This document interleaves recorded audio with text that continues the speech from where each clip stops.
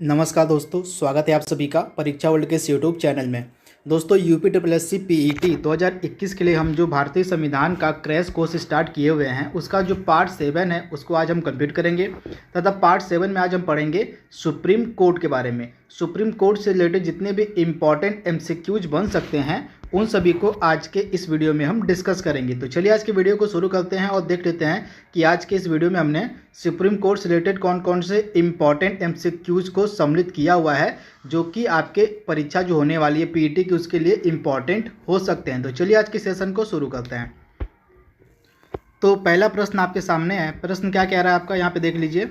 और भारत में supreme court का जो उद्घाटन है किस तिथि को किया गया था। काफ़ी इंपॉर्टेंट प्रश्न है और कई बार यह एग्जाम में पूछा गया है। तो भारत में सुप्रीम कोर्ट का जो उद्घाटन था यह किया गया था 28 जनवरी 1950 को, यानी कि ऑप्शन जो बी है आपका बिल्कुल सही है। 28 जनवरी सन 1950 को जो है सुप्रीम कोर्ट का उद्घाटन किया गया था। तो ऑप्शन जो बी है इसका बिल्कुल सही है।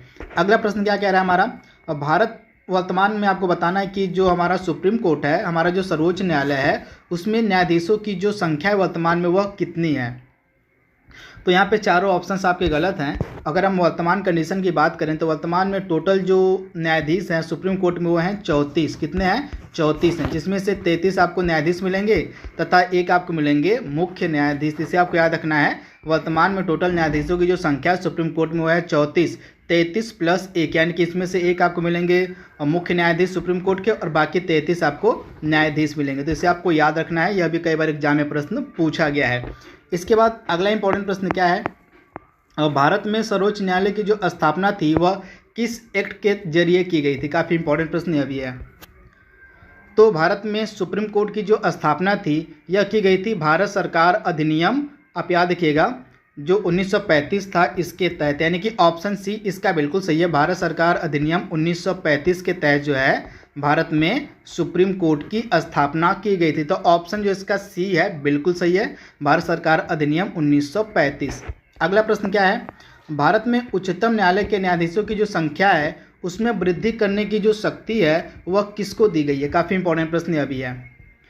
तो आप याद रखिएगा, हमारी जो पार्लियामेंट है, हमारी जो संसद है, उसको यह पावर दी गई है कि उसके द्वारा जो है सुप्रीम कोर्ट के न्यायाधीशों की जो संख्या है उसमें बढ़ोतरी की जा सकती है। तो ऑप्शन जो इसका बी है बिल्कुल सही है, पार्लियामेंट यानी कि हमारी संसद को।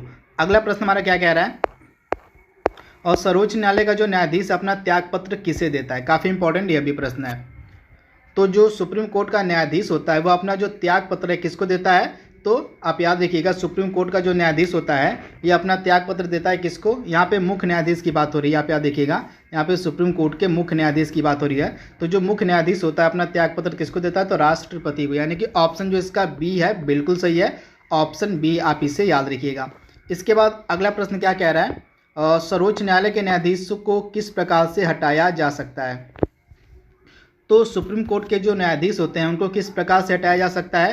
तो आप याद रखिएगा, संसद में महाभियोग प्रस्ताव पारित करके जो है सुप्रीम कोर्ट के न्यायाधीशों को हटाया जा सकता है। तो ऑप्शन जो इसका डी है बिल्कुल सही है, संसद में महाभियोग यानी कि इम्पीचमेंट का जो प्रस्ताव होता है उसको पारित करके सुप्रीम कोर्ट के न्यायाधीशों को हटाया जा सकता है। तो ऑप्शन जो डी है इसका बिल्कुल सही है। इसके बाद अगला इंपॉर्टेंट प्रश्न क्या कह रहा है, और सर्वोच्च न्यायालय के जो न्यायाधीश होते हैं उनकी रिटायरमेंट की एज आपसे पूछी जा रही है। तो यहाँ पे आप याद कर लीजिएगा, जो 65 ईयर एज होती है वो रिटायरमेंट की होती है सुप्रीम कोर्ट के न्यायाधीशों की, और हाई कोर्ट के न्यायाधीशों के रिटायरमेंट की एज होती है 62 ईयर्स। तो इसे आप याद रखिएगा, 65 वर्ष सुप्रीम कोर्ट के न्यायाधीश और हाई कोर्ट के न्यायाधीशों की जो रिटायरमेंट की एज होती है वो होती है 62 साल। तो दोनों आपको याद रखना है। अगला प्रश्न क्या कह रहा है हमारा, उच्चतम न्यायालय के न्यायाधीशों का जो वेतन का निर्धारण होता है कि कौन करता है। तो उच्चतम न्यायालय यानी कि सुप्रीम कोर्ट के न्यायाधीशों का जो वेतन होता है यह निर्धारित किया जाता है संसद के द्वारा। तो इसे भी आप याद रखिएगा, तथा यह जो वेतन होता है भारत के संचित निधि से दिया जाता है न्यायाधीशों को। जिसे भी आप याद रखिएगा, भारत की संचित निधि से जो है वेतन दिया जाता है उच्चतम न्यायालय के न्यायाधीशों को। तो इसे आपको याद रखना है, ऑप्शन जो इसका सी है बिल्कुल सही है, संसद द्वारा इसको निर्धारित किया जाता है। इसके बाद अगला इंपॉर्टेंट प्रश्न क्या कह रहा है, रिटायरमेंट होने के बाद जो है जो सुप्रीम कोर्ट के न्यायाधीश होते हैं वे वकालत कहाँ कहाँ कर सकते हैं। आपके पास 4 ऑप्शन दिए गए हैं, आपको बताना है कि सेवानिवृत्त होने के पश्चात जो है सर्वोच्च न्यायालय के जो न्यायाधीश होते हैं वकालत कर सकते हैं केवल सर्वोच्च न्यायालय में, या केवल उच्च न्यायालय में, या सर्वोच्च न्यायालय तथा उच्च न्यायालय दोनों में, या ऑप्शन डी किसी भी न्यायालय में नहीं।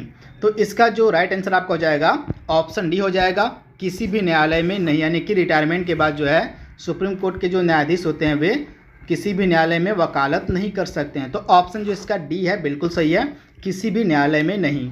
अगला प्रश्न क्या कह रहा है हमारा, भारत में सर्वोच्च न्यायालय के कार्यवाहक मुख्य न्यायाधीश की नियुक्ति कौन करता है? काफ़ी इंपॉर्टेंट प्रश्न है।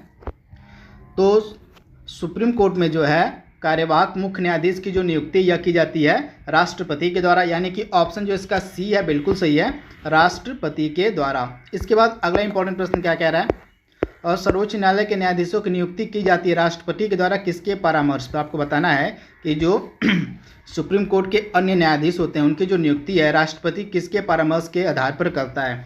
तो इसका राइट आंसर हो जाएगा आपका ऑप्शन डी। और सर्वोच्च न्यायालय के न्यायाधीश की जो नियुक्ति है राष्ट्रपति सर्वोच्च न्यायालय के मुख्य न्यायाधीश के परामर्श के आधार पर करता है। यानी कि ऑप्शन जो इसका डी है बिल्कुल सही है। इसके बाद अगला इंपॉर्टेंट प्रश्न क्या है, भारतीय संविधान में तदर्थ न्यायाधीशों की नियुक्ति का प्रावधान है। आपको बताना है कि भारतीय संविधान में जो तदर्थ न्यायाधीश होते हैं उनकी जो नियुक्ति का प्रावधान है कहाँ किया गया है? सुप्रीम कोर्ट में किया गया है, उच्च न्यायालय में किया गया है, जनपद तथा सत्र न्यायालयों में किया गया, या उपरोक्त सभी में किया गया है। तो जो तदर्थ न्यायाधीश होते हैं उनकी जो नियुक्ति है इन सभी जगहों पर की जाती है, सुप्रीम कोर्ट में भी, हाई कोर्ट में भी तथा जनपद तथा सत्र न्यायालय, इन तीनों में जो है तदर्थ न्यायाधीशों की जो नियुक्ति है वह की जाती है। तो ऑप्शन डी इसका बिल्कुल सही है, उपरोक्त सभी। इसके बाद अगला प्रश्न क्या कह रहा है, उच्चतम न्यायालय द्वारा आज तक बनी दूसरी सबसे बड़ी जो खंडपीठ है वह किस केस में बनी थी? आपको बताना है।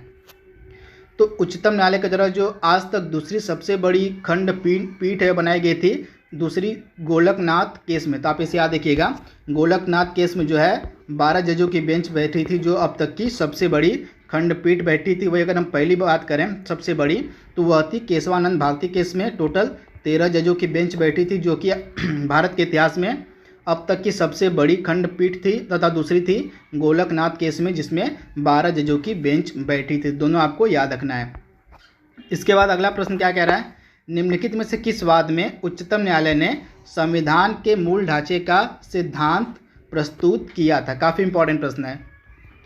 तो यह वाद कौन सा था? केशवानंद भारती वाद। इसमें जो है उच्चतम न्यायालय के द्वारा संविधान के बेसिक स्ट्रक्चर यानी कि संविधान के मूल ढांचे का जो सिद्धांत वह प्रस्तुत किया गया था। तथा यह जो केशवानंद भारती केस था 1973 में सामने आया था। इसे आप याद रखिएगा। इसके बाद अगला इंपॉर्टेंट प्रश्न कौन सा है, यहाँ पे आप देख रहे हैं, भारतीय संविधान का वह कौन सा अनुच्छेद यानी कि आर्टिकल आपको बताना है जो संवैधानिक विवाद में सर्वोच्च न्यायालय के अपीली क्षेत्राधिकार से संबंधित है। तो यह अनुच्छेद कौन सा है? तो राइट आंसर हो जाएगा आपका ऑप्शन सी, यानी कि अनुच्छेद 134A को मिलाकर अनुच्छेद 132 को पढ़ना। तो अब यह जो हो जाएगा आपका अपीली क्षेत्राधिकार से संबंधित यह आर्टिकल है। तो ऑप्शन जो इसका सी है आप याद रखिएगा। इसके बाद अगला इंपॉर्टेंट कौन सा प्रश्न है, संविधान की व्याख्या से संबंधित विवाद सर्वोच्च न्यायालय के पास लाए जा सकते हैं किसके अंतर्गत? प्रारंभिक क्षेत्राधिकार के अंतर्गत, अपीली क्षेत्राधिकार के अंतर्गत, परामर्शदाता क्षेत्राधिकार के अंतर्गत, या इनमें से कोई नहीं। तो आप याद रखिएगा, जो संविधान की व्याख्या से संबंधित विवाद होते हैं ये अपीली क्षेत्राधिकार के अंतर्गत सर्वोच्च न्यायालय के पास लाए जा सकते हैं। यानी कि ऑप्शन जो इसका बी है बिल्कुल सही है। इसके बाद अगला इंपॉर्टेंट प्रश्न कौन सा है, आप याद रखिएगा। यहाँ पे प्रश्न क्या कह रहा है, सुप्रीम कोर्ट का वह कौन सा अनुच्छेद है जो उच्चतम न्यायालय को उसके द्वारा दिए गए निर्णय अथवा आदेश के पुनर्विलोकन यानी कि जुडिशियल रिव्यू हेतु अधिकृत करता है? यानी कि जो उच्चतम न्यायालय के द्वारा जो आदेश दिया गया है, जो निर्णय लिया गया, उसका जो जुडिशियल रिव्यू है किस आर्टिकल के तहत किया जाता है? तो यह आर्टिकल है 137। आप याद रखिएगा, भारतीय संविधान का जो अनुच्छेद 137 है यह जुडिशियल रिव्यू से संबंधित है। इससे आप ध्यान दीजिएगा। इसके बाद अगला इंपॉर्टेंट प्रश्न कौन सा है, न्यायिक पुनरावलोकन यानी कि जुडिशियल रिव्यू का जो कॉन्सेप्ट है यह कहाँ पे प्रचलित है? तो जुडिशियल रिव्यू का जो कॉन्सेप्ट है आप याद देखिएगा, यह भारत और अमेरिका दोनों में प्रचलित है। यानी कि ऑप्शन जो इसका डी है बिल्कुल सही है, भारत व अमेरिका दोनों में जो है जुडिशियल रिव्यू का जो सिद्धांत मतलब कॉन्सेप्ट है यह प्रचलित है। इसके बाद अगला इंपॉर्टेंट प्रश्न कौन सा है, संविधान के किस अनुच्छेद के अंतर्गत जो है न्यायालयों द्वारा संसद की कार्यवाहियों की जांच करना प्रतिबंधित किया गया है? काफ़ी इंपॉर्टेंट प्रश्न है। तो आर्टिकल आपको मिलेगा 122, यानी कि जो अनुच्छेद 122 है इसके अंतर्गत जो है न्यायालयों के द्वारा संसद की कार्यवाहियों की जांच को प्रतिबंधित कर दिया गया है। तो ऑप्शन जो इसका डी है बिल्कुल सही है, अनुच्छेद 122, इसे आपको याद रखना है। इसके बाद अगला प्रश्न क्या कह रहा है, और संविधान की व्याख्या करने का जो अंतिम अधिकार है किसके पास है? तो संविधान की व्याख्या करने का जो अंतिम अधिकार यह दिया गया है सुप्रीम कोर्ट को, यानी कि ऑप्शन जो इसका डी है बिल्कुल सही है। हमारा जो सर्वोच्च न्यायालय है इसको जो है संविधान की व्याख्या करने का जो है अंतिम अधिकार दिया गया है। तो ऑप्शन डी इसका बिल्कुल सही है, सुप्रीम कोर्ट। अगला प्रश्न क्या कह रहा है, भारतीय संविधान का संरक्षक कौन है? इसमें से आपको बताना है भारतीय संविधान का संरक्षक कौन है। तो भारतीय संविधान का संरक्षक माना जाता है सुप्रीम कोर्ट ऑफ इंडिया को, यानी कि जो हमारा सर्वोच्च न्यायालय है इसको भारतीय संविधान का संरक्षक माना जाता है, यानी कि ऑप्शन जो इसका डी है बिल्कुल सही है। इसके बाद अगला इंपॉर्टेंट प्रश्न कौन सा है, उच्चतम न्यायालय से कानूनी मामलों पर परामर्श लेने का जो अधिकार निम्नलिखित में से किसको दिया गया है? तो सुप्रीम कोर्ट से कानूनी मामलों पर परामर्श लेने का जो अधिकार यह दिया गया किसको? भारत के राष्ट्रपति को, यानी कि ऑप्शन जो इसका बी है बिल्कुल सही है। जो भारत के राष्ट्रपति होते हैं ये सुप्रीम कोर्ट से कानूनी मामलों पर परामर्श ले सकते हैं, तथा इससे रिलेटेड जो आर्टिकल वह आर्टिकल है 143। इसके अंतर्गत यह बताया गया है कि जो प्रेसिडेंट होंगे हमारे वे उच्चतम न्यायालय से कानूनी मामलों पर परामर्श ले सकेंगे। तो आप याद रखिएगा आर्टिकल भी 143 आर्टिकल यह है। इसके बाद अगला प्रश्न क्या है, भारत के सर्वोच्च न्यायालय का क्षेत्राधिकार किसके द्वारा बढ़ाया जा सकता है? काफ़ी इंपॉर्टेंट प्रश्न है। तो भारत के सर्वोच्च न्यायालय का जो क्षेत्राधिकार है यह किसके द्वारा बढ़ाया जा सकता है? तो संसद द्वारा प्रस्ताव पारित करके जो है आप याद रखिएगा संसद द्वारा जो है यहाँ पे विधि बनाकर, राइट आंसर हो जाएगा आपका ऑप्शन सी, संसद द्वारा जो है विधि बना के जो है सर्वोच्च न्यायालय का जो क्षेत्राधिकार है उसको बढ़ाया जा सकता है। तो ऑप्शन जो इसका सी है बिल्कुल सही, आप इसे ध्यान दीजिएगा। इसके बाद अगला प्रश्न क्या कह रहा है, भारतीय संविधान के किस अनुच्छेद के तहत जो है सर्वोच्च न्यायालय भारतीय नागरिकों के मौलिक अधिकारों की सुरक्षा करता है? तो आर्टिकल जो 32 है, अनुच्छेद जो 32 है इसके अंतर्गत जो है सुप्रीम कोर्ट भारतीय नागरिकों के मौलिक अधिकारों की सुरक्षा करता है। वही आर्टिकल जो है 226 है इसके अंतर्गत जो हाई कोर्ट होता है वह भारतीय नागरिकों के मौलिक अधिकारों की सुरक्षा करता है। तो दोनों आपको याद रखना, सुप्रीम कोर्ट का भी आर्टिकल और हाई कोर्ट का भी आर्टिकल। अगला प्रश्न क्या कह रहा है, सर्वोच्च न्यायालय में न्यायाधीश नियुक्त होने के लिए व्यक्ति को कम से कम कितने वर्ष उच्च न्यायालय का एडवोकेट यानी कि अधिवक्ता होना चाहिए? तो सर्वोच्च न्यायालय में न्यायाधीश नियुक्त होने के लिए किसी व्यक्ति को कम से कम जो है 10 वर्ष तक हाई कोर्ट में एडवोकेट यानी कि अधिवक्ता होना चाहिए। तो ऑप्शन जो इसका बी है बिल्कुल सही है, इसे आप ध्यान दीजिएगा। अगर किसी व्यक्ति को सर्वोच्च न्यायालय का न्यायाधीश बनना है तो उसे कम से कम 10 वर्ष तक किसी भी न्यायालय में, उच्च न्यायालय में आपको एडवोकेट होना पड़ेगा। तो इसे आप याद रखिएगा, कम से कम 10 वर्ष तक। इसके बाद अगला इंपॉर्टेंट प्रश्न कौन सा है, निम्नलिखित में से कौन से मामले में उच्च न्यायालय और उच्चतम न्यायालय की जो अधिकार, आपको बताना कि वह कौन सा मामला है जो उच्च न्यायालय और उच्चतम न्यायालय की अधिकारता क्षेत्र में आते हैं। तो सुप्रीम कोर्ट और हाई कोर्ट के अधिकारता क्षेत्र में कौन से मामले आते हैं? मौलिक अधिकार के प्रवर्तन से संबंधित मामले, यानी कि मौलिक अधिकारों के प्रवर्तन से संबंधित जो मामले होते हैं वे हाई कोर्ट व सुप्रीम कोर्ट के अधिकार क्षेत्र में आते हैं। तो इसे आप ध्यान दीजिएगा। इसके बाद अगला प्रश्न क्या है, देश के किसी भी न्यायालय में चल रहे वाद को अन्यत्र स्थान पर भेजने का जो अधिकार है किसके पास है? तो देश के किसी भी न्यायालय में चल रहे वाद को किसी अन्य स्थान पर भेजने का जो अधिकार यह दिया गया है सुप्रीम कोर्ट को, यानी कि ऑप्शन जो इसका बी है बिल्कुल सही है, सुप्रीम कोर्ट को। इसके बाद अगला प्रश्न क्या कह रहा है, भारत में नीचे दिए गए न्यायालयों में से किसे अभिलेख न्यायालय यानी कि कोर्ट ऑफ रिकॉर्ड माना जाता है?